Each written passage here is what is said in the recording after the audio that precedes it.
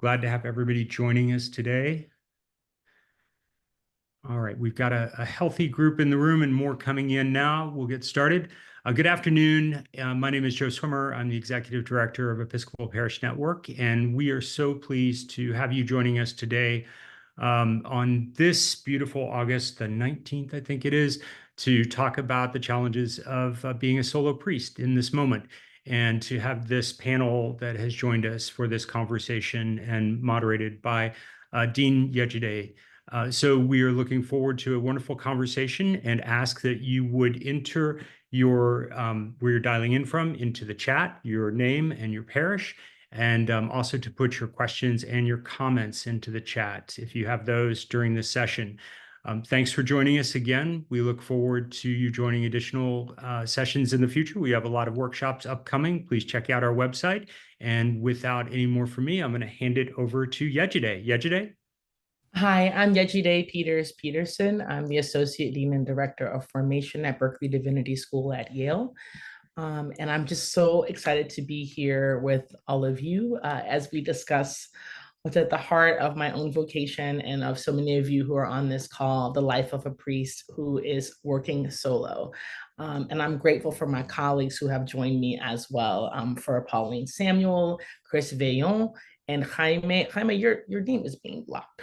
And for Jaime, whose name is being blocked by the captions because this is Zoom, joining us from Chicago. So I'd love for each of you to introduce yourselves in turn as we begin this wonderful conversation. And I want to say, even before we begin to speak, if you have questions you came in with, please do put them in the chat, and we will try to address your questions either in an omnibus way or specifically if it happens to be particularly unique.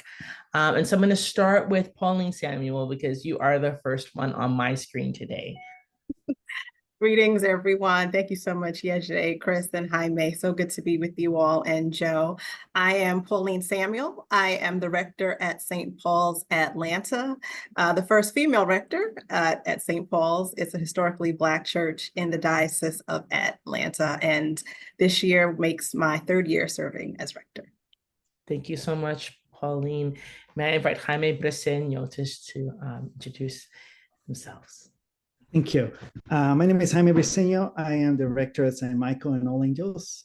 We are a Hispanic parish in the west side of Chicago in the city of Berwyn, Illinois, fully Hispanic, and we worship bilingually. And I've been here for about 4 years now. Thank you so much, Jaime. And may I ask Chris Veillon to introduce herself?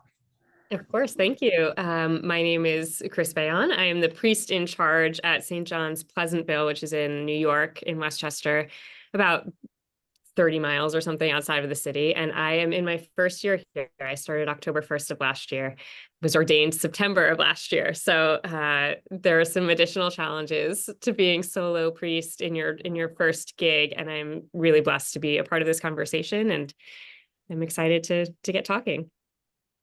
Well, I'm so glad that we're here together. And just as a sort of note, before I came into the life of working at a seminary, I was a solo priest for 12 years. And so this is something that I love and I know a little bit about, but I'm always learning.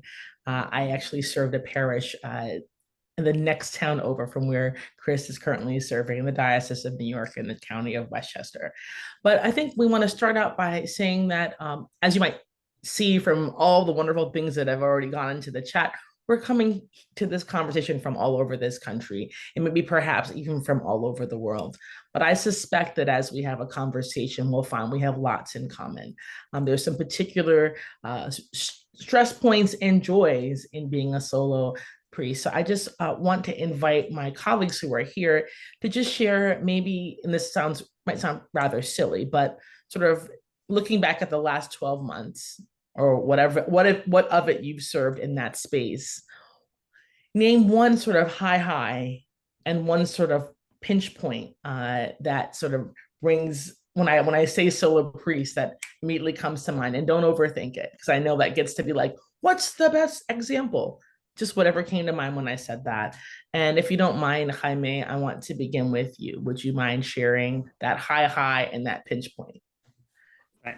I think the high, obviously, for me in the last 4 years, I'm a full pandemic priest, right? So I started with the pandemic, not knowing what was going on and how to do church virtually or trying to figure that out.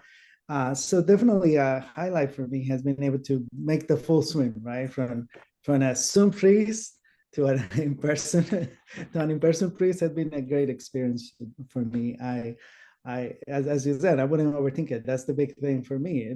When you started, I don't know if anyone else in the room has started as a pandemic priest, but it was the weirdest time to start as a priest, right? Like everything you have been training for or been thinking that was going to be like, it was totally not there. So being able to finally being able to gather with people in person, being able to figure out what that life of the church is definitely the highlight for me in my experience as a priest. And I think the pinch point also goes together with that, is the reality that when I started in St. Michael's in July of 2020, I had no idea what was going on, but people would tell me what was going on before the pandemic, right? But knowing that a lot of people didn't come back to church, and that wasn't part of like the people who are here now are not the same as the people who were here before, just a few of them. That has been complex, because we always deal with that nostalgia of people telling you, oh, it used to be more people here and all that, right? But knowing that there's a break point of pre-pandemic and post-pandemic makes it hard, because you're like, what can I do about that? It's very confusing. Well, that's really, really helpful. I think I heard you raise several themes. One of them is the pandemic, and that's sort of the secret. We're not going to sort of talk about that obsessively or anything, but we talk about strange and unusual times. The pandemic really has been an undercurrent in what we're talking about. So we'll probably come back to that theme a number of times. Then the shift in the congregation through the pandemic and coming out of it. And then lastly, that thing that we are finding in lots of congregations as things shift and change in the world, the nostalgia that's becoming ever stronger. And so how do we manage that sense of what used to be and how magical it was, which is always a challenge in parish ministry, or has been for many years, but now that much more so, because there might actually be some deep substance to that needs to be addressed. Would that be an accurate framing of what you've shared, Jaime? Sure. And can I invite Chris Vale to share about that high and that pinch point? Sure. Okay, bear with me. I'm not totally sure which one is the high and which one is the pinch point, but I think both are sort of in here. I think being a solo priest as my first call right out of seminary, and I had worked in larger systems in the church before going to seminary. What I discovered in these first 10 or 11 months was a real, I think, acceleration of the affirmation of my vocation. So I was thrown kind of into the deep end, and actually quite literally the day before I took office, the thrift shop in the Undercroft flooded. So it was, I mean, quite literally all of the metaphors about what do you do when the boiler is broken and when you have flooding in the basement, really accelerated my sort of sense of call to this work, into this job. And that's been the high, because it does get so hard to do it alone, and to do it in isolation, and to do it every single day and every single Sunday. And, you're preaching weekly, and you're doing all the pastoral care, and you're holding everything in the congregation. Often I've felt kind of a little bit blindfolded, but being able to trust that God did call me here and did call me into this role has been a high through the pinch points. So what I hear you saying is that in some ways working on your own is like an accelerant for both the challenge and the joys. And so the joy of knowing this is truly who I'm called to be, but the challenge of not always feeling that you have access to the resources you need to do the job in the way that you dream of doing it. And so that's the high is I know I'm where I'm meant to be. And the challenge is I don't necessarily feel like this I always have what I need, and things happen and I'm not necessarily sure how we resolve that, i.e. a flood or a boiler breaking. Is that an accurate meeting? or a vestry meeting, right? All the things. Yeah. That's really helpful, Chris. And Pauline, would you mind rounding us out for that high and that pinch point? Sure. The high for me this year was actually sharing preaching on Easter Sunday with one of my youth. Our tradition at St. Paul's is that every fifth Sunday, it's Youth Sunday, and Easter this year fell on a fifth Sunday. And for our main service at 10 a.m., I was kind of adamant that I wanted to share the pulpit with one of our young persons to keep that tradition where on fifth Sunday, the youth's voice are what you hear. So they were very much present throughout the service. It was all young people on the altar, and then they filtered in other various ministry roles. But it was such a joy to share the sermon with my young person. And we worked weeks in advance to collaborate and joint preach. So that was just, I rarely have a Sunday where I don't want service to end. And it was one of those Sundays where I'm like, I could stay here for a little bit longer. So it was beautiful. And to, make sure that our youth feel empowered was always important and is always important to me. I would say a pinch point is something I'm going through right now. I've shared with our panelists and moderator that I'm recovering from knee surgery at the moment. So being out for a couple of weeks and trying to figure out who's covering Sundays has been a chore and a task. And so the worrier in me is like, okay, what's going to happen on Sunday? I'm still trying to figure out what's going to happen in the next 2 weeks. Am I going to be able to physically go back into the space? Can I do all the things with the leg brace and crutches and be present for my folks? So it's the health aspect when you're by yourself, who can pitch in and help. So what I hear you saying is the joy is that moment when you feel that you're empowering God's people, in particular, in your sense, empowering God's people who are young people to be not just present, but fully participatory in the leadership of the church, even taking the pulpit, having that experience brought you such joy. And at the same time, maybe the sort of flip side of that is being a solo priest when you're not well, or when you feel like you're being stretched, the question of, well, who is going to step in and be of support while this is all happening? And that's health-wise. And I think it's a great point for us to pivot to otherwise. One of the questions we've been asked is, how do we promote laity wellness as solo and part-time priests? When we manage our time, like how do we empower laity? And I wonder about, even if you haven't been able to do that, do any of you have examples that you can, that you've seen in other people's ministries, or things you're working toward, or ways you're trying to do that empowering? I can imagine that specifically what people are looking for is maybe some of those process questions. We all can think of great things that could happen, but given the limited resources of time and energy, what are some ways that you think might be successful, or some ideas that we can maybe try that might help folk to come into that space of sharing with us in those ministries? And pitching it out to any of you who want to answer that question. So just kind of go for it. Go ahead, Chris. No, go ahead.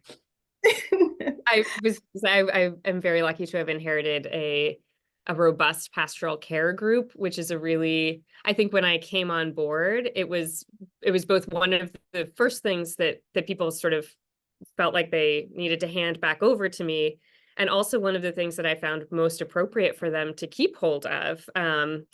We're all called to pastoral care, and the priest, the clergy person, has a particular sacramental role in that care. But the fact that as the new clergy person in particular into this community, the community already has such deep and meaningful and important relationships with one another and with their shared history here, that it was a really great invitation right off the bat to say, yes, of course, I'm happy to take my share in the pastoral care of this congregation. And also, you don't need to abdicate it to me. It's something that we all do together, and carry on, good Christians. Like, this is working. So that's been fun.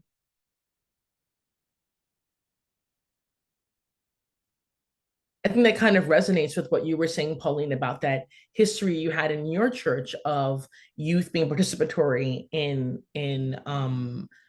active in the ministry of Sunday, right? And so I wonder if one of the things I'm hearing is looking for the places that already exist in a congregation that has had a solo priest when it's been at its healthiest, or maybe they feel they were their healthiest, those patterns that already exist and kind of leaning into them.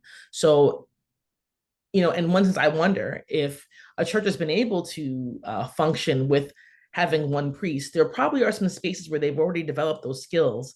And so the question I guess I would ask sort of further on, and I'm going to come back to you in a minute, Pauline, but is how do we replicate where they're doing that well and say, that's working really well. What are those patterns in this place, and how do they identify their leadership, and how do they maintain strength? And if they're not doing that, how do I come in and support them in maybe having that collaborative leadership model, or having that sense of looking out in the congregation as it stands for new leadership and grafting them into that process? So I wonder if parishes that have been able to call a person part-time or full-time, they probably have some resources there. They may not be aware of them, but they're probably there. Otherwise, they probably wouldn't be able to be honest, and maybe to have made it through the pandemic and be able to call someone or maintain someone, walking alongside them.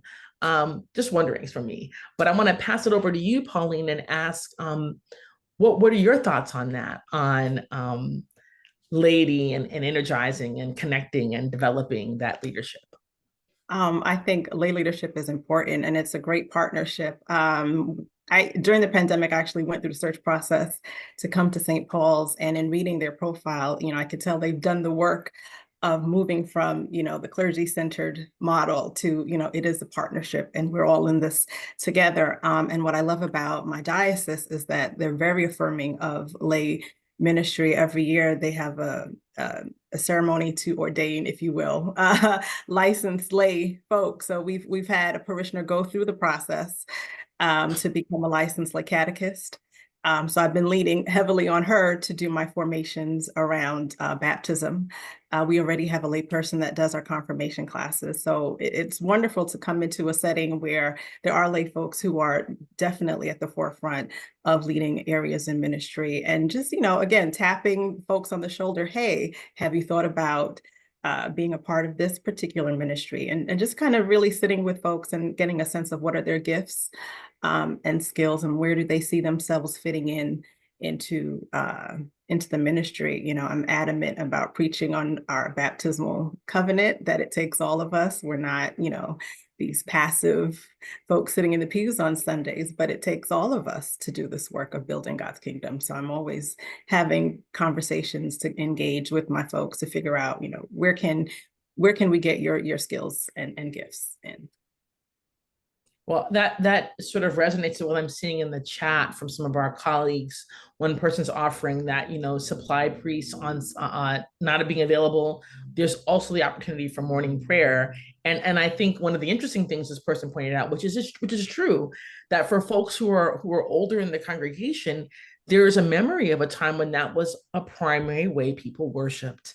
And so it doesn't have to be the disappointing sort of last place Charlie.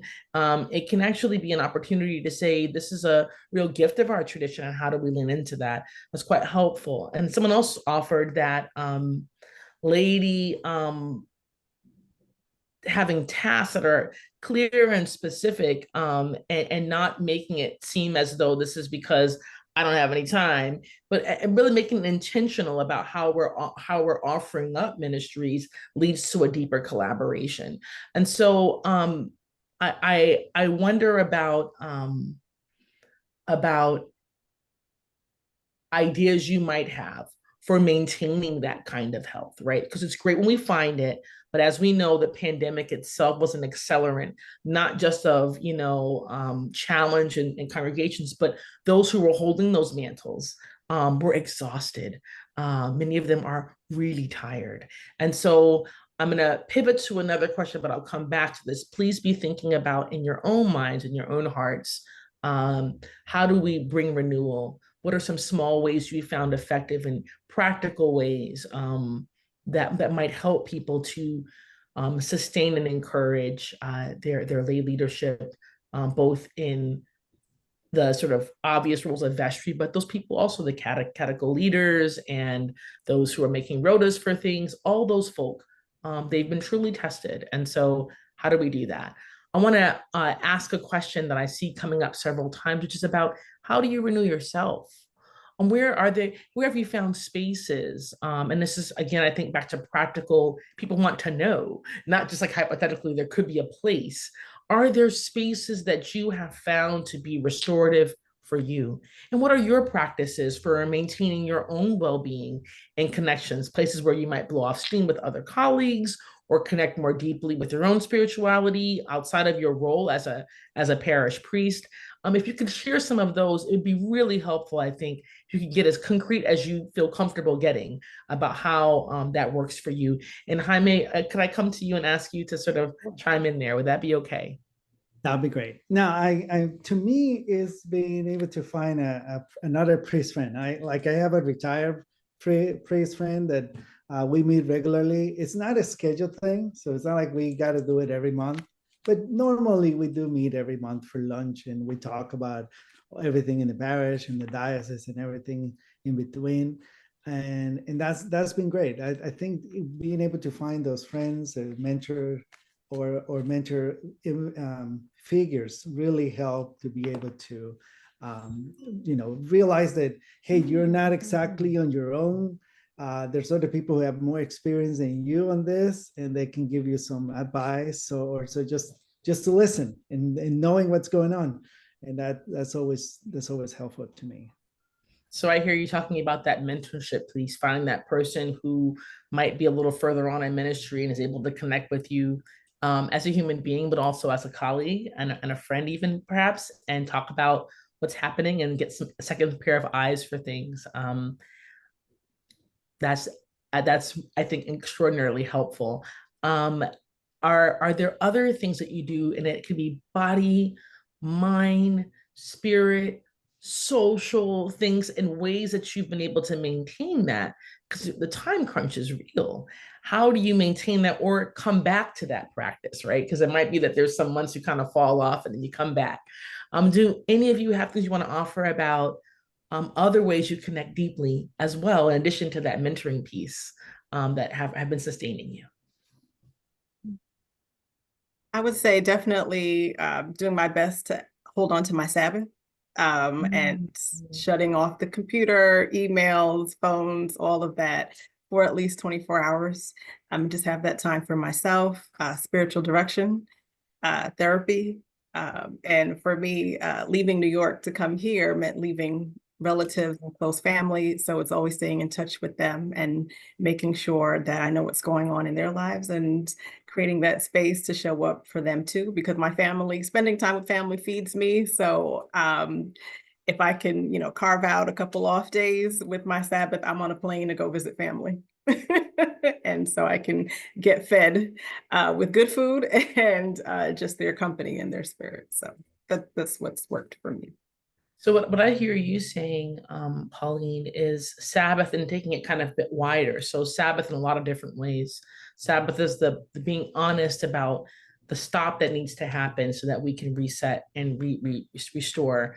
But Sabbath in that more general sense, meaning continuing to cultivate those intimate relationships in your life that are meaningful with your family, with spiritual direction, with clergy colleagues, making that intentional choice and with therapy to not just sort of say, I'm going to rest, but I'm going to rest and fill up with the things that I know bring me joy.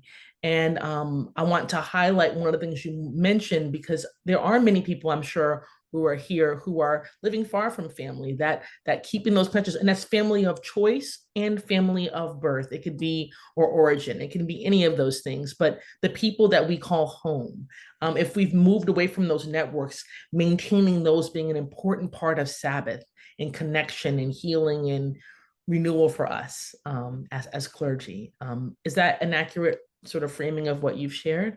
Yes, spot on. And I'm going to ask you, because I think everyone, here hopefully has things to share about this.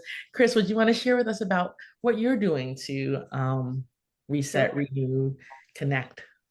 Okay, so some of the things that that have come to mind. I just last week we had our ecumenical village Bible camp, and the Lord put on my heart on Thursday afternoon, as I was near the bottom of the tank, go to the movies. So Friday, when camp was done, I went and I sat in a dark theater and I saw a great film, and I was reminded of the human condition and my anonymity. The funniest thing happened when the film was over, where I'm lucky to live in a town with a really great independent movie theater. Is middle of the afternoon, lights come up, and sitting in front of me is another priest, a Roman Catholic priest, and two of his parishioners, and they're saying, "Oh, Father, we're so glad that you came and saw this video." And I thought, yeah, this is where the spirit needs to be fed. There's that. There's I love getting hypes from my friends. And so if I have a friend who's doing this on their own, like I'm subscribed to their e-news, I'm on their Instagram, and, they'll send out we're all sending out these communications all the time to echoes and crickets and blank stares, and just writing back and being like, "You're crushing it," or getting a note from someone else being like, "How are you doing this?" is such a good feeling to know that, somebody's taking the time to remember that there's a human on the other side of that workload. And then finally, I am really lucky to have a relatively new tenant in my church building. He is an incredible minister in his own right, sort of a Jewish Buddhist man who is not of the Christian persuasion, but is so inspiring in his work. And we spend so much time talking about what he's working on, and the mission of St. John's. And so finding those people who really have nothing to do with the church, but have to do with sharing love and doing God's work, keeps me happy to come in.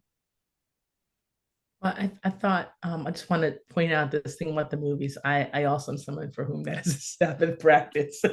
And I think that idea of moving into a space in which you're filled up with story, whether that is listening to podcasts or the radio or music for some of us, or watching dance, or participating in something that's creative. There's something about that.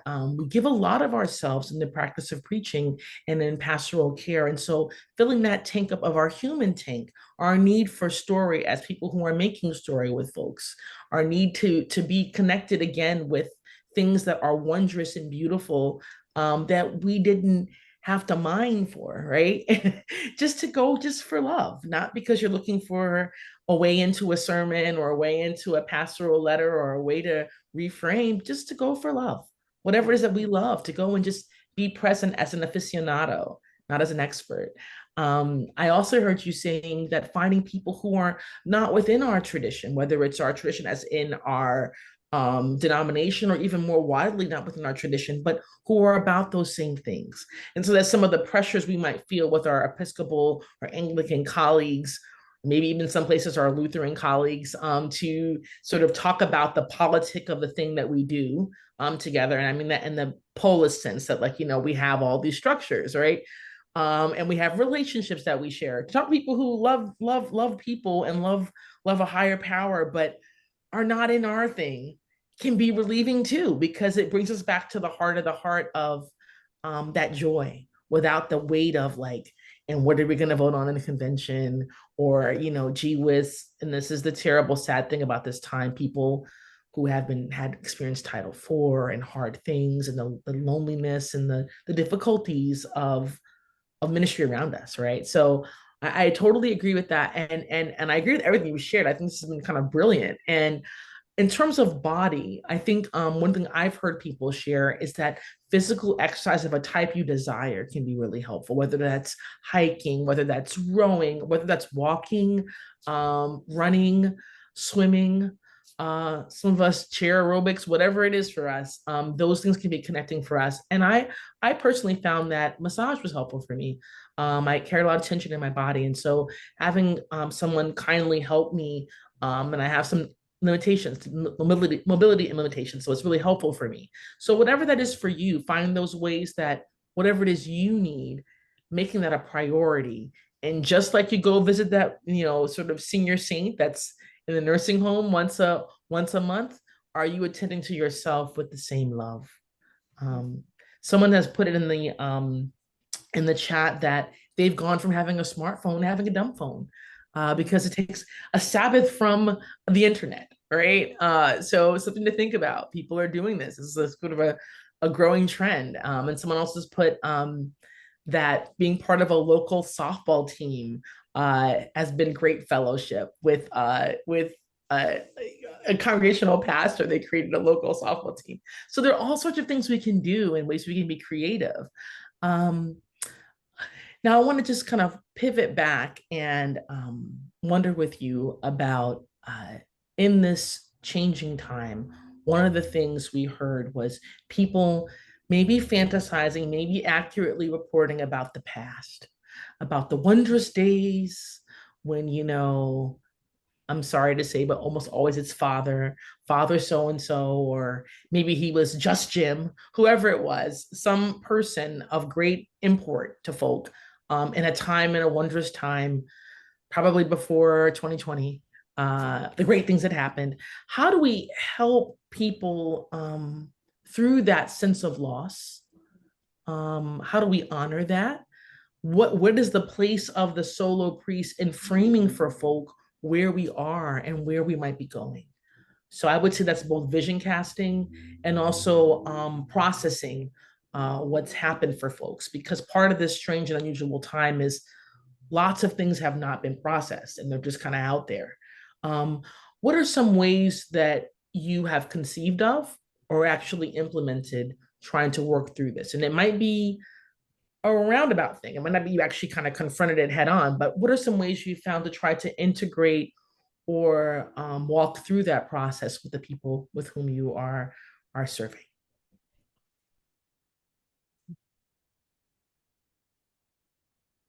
I can start with that. I at the beginning of my tenure, I guess, here at St. Michael, I had a very particular small group of parishioners that were very demanding. And one of the things, and so I have to really, like I said, like head on, have to figure out how to deal with that as a new priest in the middle of the pandemic and all that. And one of the things that ended up working out for me was being very utilitarian about it. And I guess the pandemic allowed me that freedom, right? Usually we have to be more pastoral about things, and that's our tendencies. But in this case, given the pandemic and the structure of the moment and all that, I was able to be very utilitarian about it and be like, no, like at this time of my experience here at St. Michael's, they were demanding to have an English service at prime time just for the 5 of them.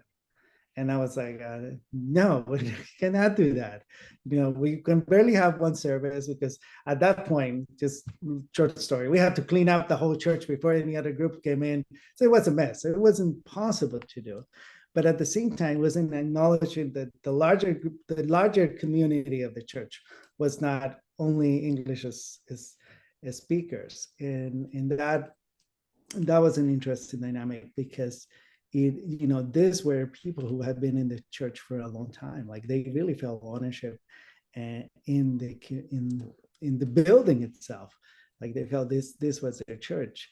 While at the same time, we have to acknowledge the changing dynamics of the moment and how the community had changed around them, and how even though they were an older group, we couldn't allow them to hold all the power into the community.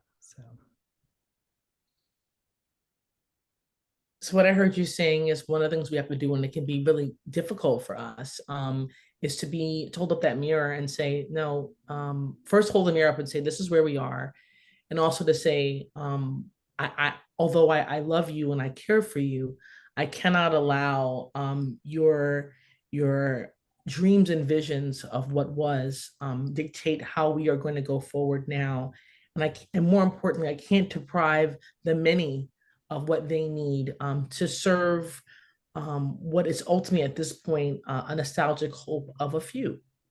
So what I heard you saying was I think a certain kind of clarity that's hard. It's hard to cultivate in a loving way, loving kindness, but to say it isn't kind to let 5 people take away the opportunity for, maybe 5 times that many people to worship.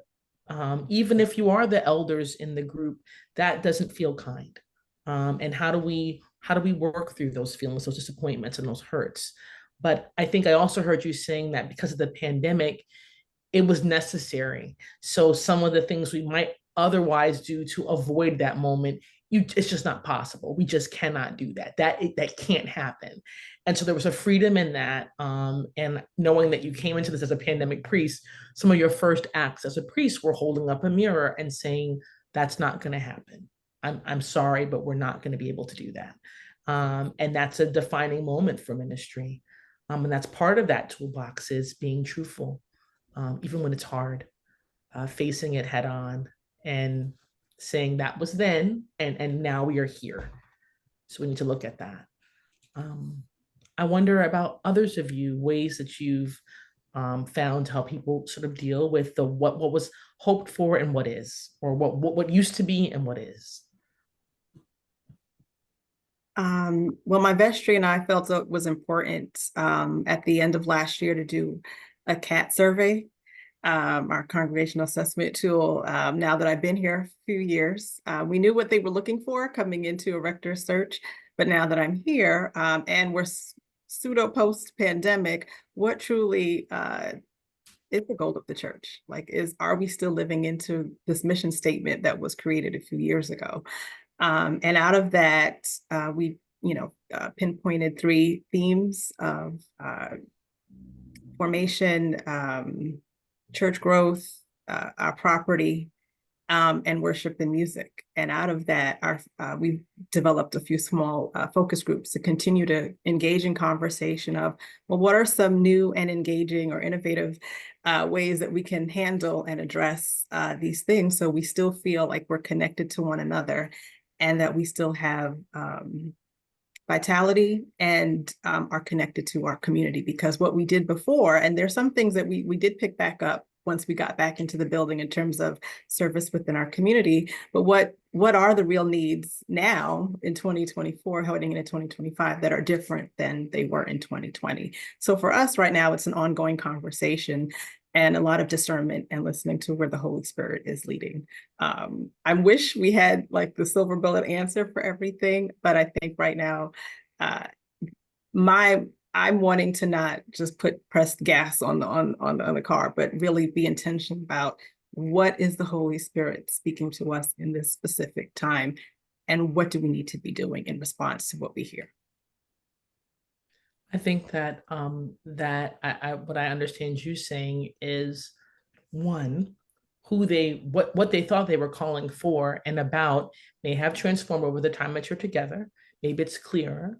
Number 2, it's really important for us not to rush out and try to do, but to really focus and ask ourselves, where is the Spirit calling for energy? Where are we called to move and grow? Particularly because as solo priests, we have a limited amount of resources to put to things. Everyone's limited, but particularly when there's one priest and however many people and needs and hopes and dreams, they can't all be number one, and we cannot pursue them all with equal energy and effort. So that stillness can be of assistance. Yeah. In my own practice, I found that one of the things that was helpful to me, and I was a turnaround priest in 2 different churches that were really in trouble, and now they're not, because of mentorship and awesome, amazing colleagues and good stuff and good diocese helping and all those things.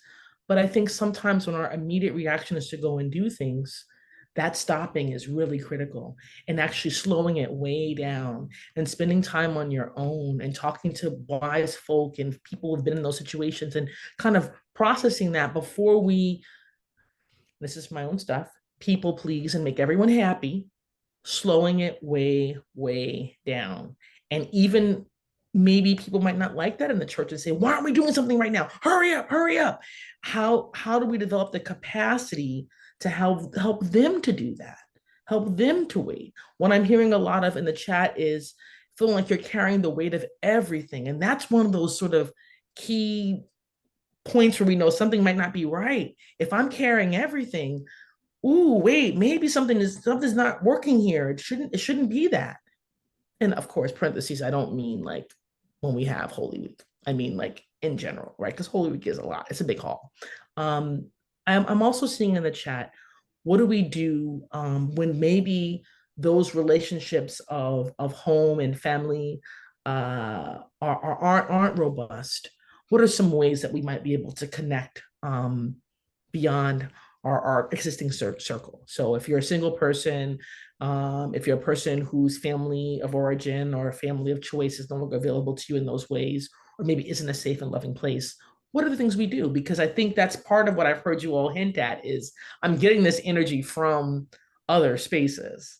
Are there any ideas, even from folk who are on the chat who want to sort of share, and we'll share with everyone about what you do to make that happen? Chris.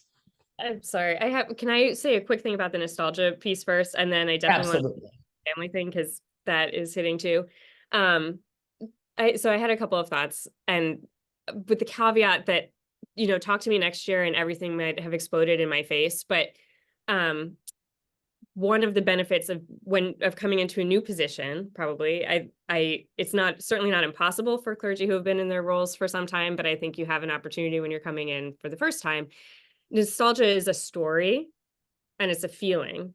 So you can tell people the story that you're hearing from them, and also the story that you're experiencing, the story that you see as you start digging through the archives in your predecessor's desk drawers, and the story of how you experience God's call to you to be in this place, because presumably we're all in places, I hope most of us are, that somehow the Spirit led us into these places. So helping to tell your congregation your own version of their story and seeing where it hits for them can help maybe release a little bit of the attachment to that story that's telling them it was better before. We're here because we see that the Spirit is in this place and is doing something here. So nostalgia is a story, and nostalgia is a feeling.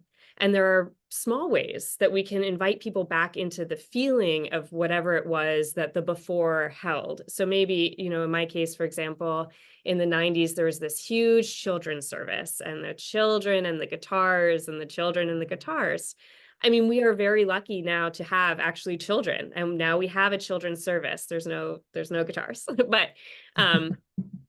but we didn't have that when I got there. And it was the small moments when people could be sort of reminded back into the feeling of whatever that was, the joy, maybe informality of a really special, peculiar birthday song that they knew as a congregation, like inviting those little tastes of the nostalgia back in, energized them, I think, to be able to take some of the risks that they needed to get back, a little bit of that vision. It's never going to be a full sanctuary full of kids again and guitars. That's just, it's not really going to happen. I've also been thinking, and I think that this is probably true for many of us, whether we feel it every day or not, that in a lot of places that can sustain only one clergy person, whether full-time or part-time or priest or deacon, folks who have been in those congregations for a long time have been on the wave of precarity. And so they're feeling more vulnerable probably than you and I are as ordained people in an institution and a system that can give us another job somewhere and will pay a pension and does look out for us.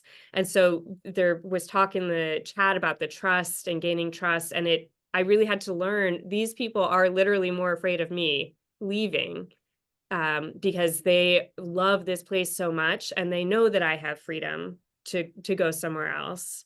And so sharing my feelings of love and commitment and devotion, and sharing how I see the Spirit work, sharing the resources that I'm using. I send my wardens to EPN, webinars, and they get on board, that this is a conversation that is not just in their tense little bubble. This is happening everywhere, and there are ideas. Okay, so the family piece. I'm a solo clergy person who also has 2 really small children. And so I come home at the end of the day, or sometimes I come to work at the end of the morning after having, fought through finding your shoes, eating your breakfast, getting out the door. And I'm just going to sit back and listen to this one. Like, how do you do everything you have to do for your parish family, and then come home either to a lacking family or a difficult family, or just like a really joyful but a lot family. I really what I hear you talking about is that tension. First, acknowledging. I love the taking apart the nostalgia as a story, and a feeling, and how do we help people be able to tell that story about what it was like, and also share with what we're learning about that, but also acknowledge that the goodness that's also there, right? That they wanted children to be there, that they have that energy, they want, and getting them excited about it again. I also wanted to point out that you're talking honestly about our human condition. We come to our jobs as we are. Some of us are taking care of relatives who are seniors. Some of us are taking care of children. Some of us have come and we are walking through life. We feel as a solitary person, and all of those things have their own complexities. But I think what I hear you saying is kind of loving ourselves enough to say, I'm showing up here as me. Y'all called me as me. When I was at Briarcliff Manor, I was a single woman whose parents moved in, and my grandma. My grandma came to my meetings because she had some dementia. So she was at every meeting and with a little iPad. So we all come with, we may come one way and then things may shift, and we're just who we are, and having the wholeness and the goodness of that. And then maybe what I heard someone saying in the chat was, letting people grieve, especially the older folks, about the past that they loved, this church that they love. Like we are in their heart place. That's what I hear. We're in their heart place, and they are so wanting us to do right by them, and they want to believe that it's going to be good. It's going to be okay. And we can't offer all the assurances. But what I wonder about is creating that space for grief through the things that you all are sharing, through the new connections and the possibilities, and even the saying no. It means that now I have to own up to, it wasn't that I wanted the English service. I'm just sad because my friends are gone. I'm sad because, I'm 84 years old and this has been my home for 60 years and I can't believe it. So maybe some of the work that you're talking about is also allowing for that space for grief. When we let the fantasy go, we can actually admit the feelings we really have, and then to know this is a place where we're big enough for that. We can hold that with you. We can walk with you in that. I wonder, Jaime, what do you want to offer to this conversation? Because you kind of started us out with that idea about the folks, the senior saints who were really wanting something that just wasn't going to happen. How do you walk with folks in that grief and loss and transform? There's a couple of layers to that in the experience of a Hispanic parish, right? There's a lot of cultural challenges and differences that make all those nuances very, very difficult to navigate for a priest, particularly if your goal is to empower lay people, which is my goal. It becomes very clear that you have to tend carefully to what you say, because technically anything you say is gonna get done. So even telling people what they can do has been a challenge to me, because I realized, yes, I can tell somebody, can you help me with this? And they might do it, but that might not be where their heart is. And that might not be what their best skills are for. So what I defaulted to is realizing that we need to provide people with real Christian theological education, so that they realize by themselves that they can do all of these things, that they are truly invited, that this is a real open table for them. And unless you do that, unless and this is, and again, this could be wrapping cultural layers and all that. It's like, unless you have those skills embedded in their hearts, anything you say, even though it might come with the best intentions, might not even be what they want to do for their church. Or they might just honestly just want to sit there. And that's all they want to do on a Sunday. Just sit there for an hour and don't do anything else, and don't ask them to do anything else. And that's their participation, and that's their goal, and that's beautiful. And we have to respect that, right? So we have to think carefully with that, and particularly for the experience of the people that I mentioned earlier. It just took some time to grieve, and again, the pandemic was such a weird time. The time that I'm talking about was between openings. I don't know if you remember, I don't know if it happened in your diocese. We open, then we close, then we reopen again. So it was so weird that when we close again, the discussion had to stop because we have to close again. So so it was kind of, it was unfortunately some of those opportunities were not there given the circumstances. But I agree, we have to figure out how to let people grieve, and I'm sure they grieve on their own, and then we did what we have to do, and then we reopen again with just one service. But it's super, super hard for a church that has looked one way to realize suddenly that they don't look like that anymore, whether that is economically or racially or language-wise, is super hard. And we need to figure out how to, in a very utilitarian way maybe, or be very honest about ourselves and who the church that we want to become, to be able to say, okay, how are we going to serve a middle working class church, and what are the challenges? Somebody in the chat said, like, yeah, the people have the same challenges of managing family and work and all this. And I have a 10-year-old and a 14-year-old, and obviously they were not born 10 and 14, so they were younger 4 years ago. And so, it's very complex, and we have to acknowledge that, depending on the culture of your church and the jobs that your people have, coming to church every Sunday is not a thing for them. They don't have every Sunday off. They cannot be there every Sunday. I have families who send their kids to church. The parents cannot make it to church, and the kids come to church on their own. That is an amazing Christian family, and I cannot be more grateful for them. And would I ever ask where your parents are? No, I don't care where their parents are. I'm sure they're busy or they're resting or whatever, but they send their kids to church, and I'm grateful for it. So it's like, but it's a very different church, particularly for the Episcopal Church. It's a very different church, a working class church. And we might not be capable of realizing that that is part of the nostalgia that we have to work on as a church, wider church. Jaime, I'm so glad you spoke to that. Jaime, I'm sorry to Jaime. Jaime, I'm sorry. I'm so sorry for mispronouncing your name, first of all. But secondly, to say that I believe that what I hear you saying is these transformations, they're hard.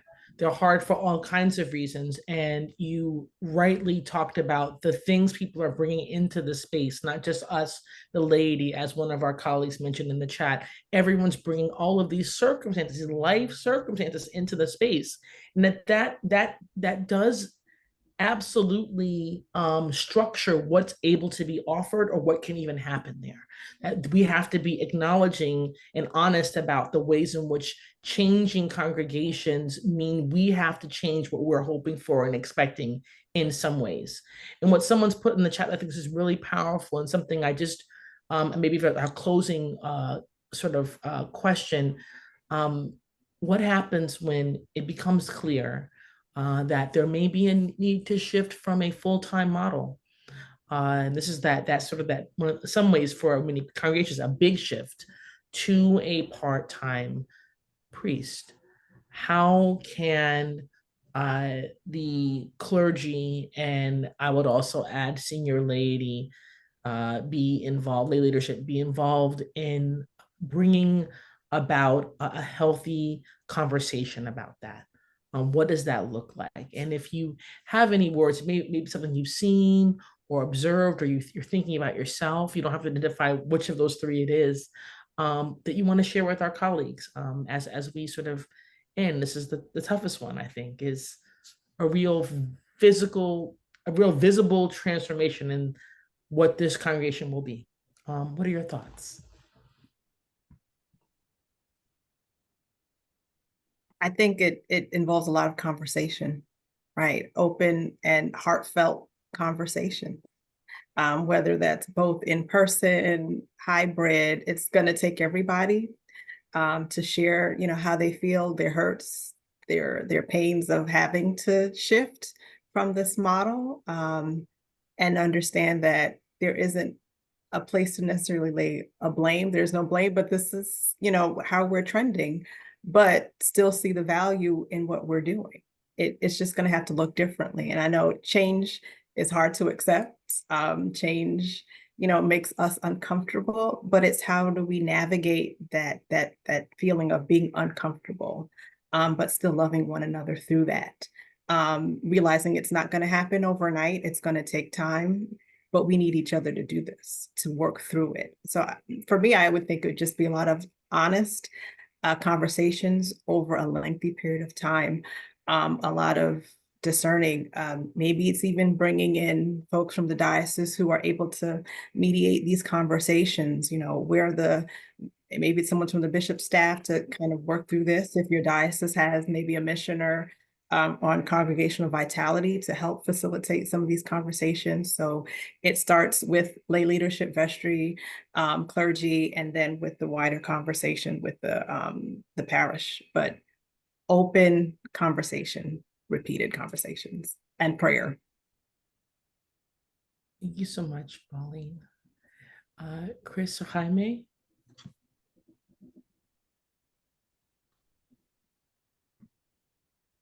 Okay, I can go, Chris. I think we have to acknowledge that this is part of the change dynamic of the church. The capacity of churches to support professional ministry, as we historically had known it, is extremely thin, and the amount of parishes who can support a full-time priest is also thinning out.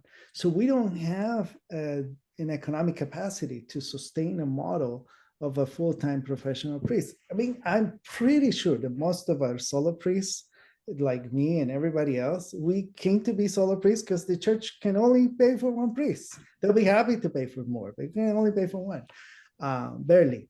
And so that reality has to be part of how we acknowledge this changing trend. We need to